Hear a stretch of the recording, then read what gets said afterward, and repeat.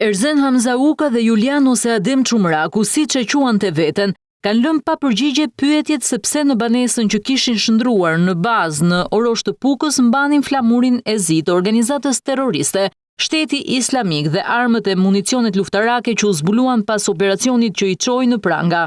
Gjatë marrjes së parë në pyetje mësohet se të dy burrat kanë refuzuar të përgjigjen pyetjeve të grupit hetimor për mënyrën se si grumbulluan arsenalin e armëve dhe synimet që kishin. Ish komandoja që edhe në të shkuarën është përballur me drejtësinë për sjellje radikale dhe miku i tij konvertuar në islam, mësohet të kenë deklaruar se i japin llogari vetëm Zotit, duke refuzuar kështu të flasin para përfaqësuesve të agjencive ligjzbatuese.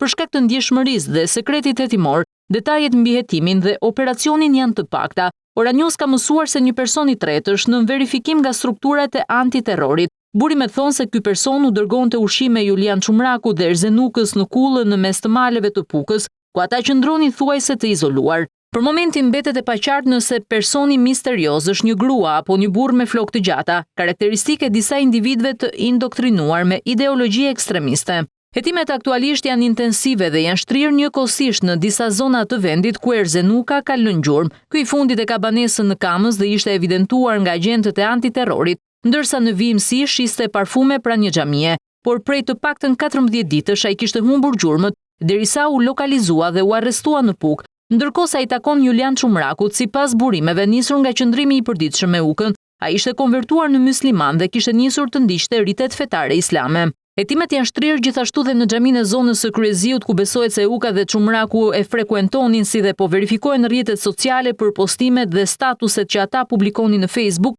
Instagram dhe TikTok.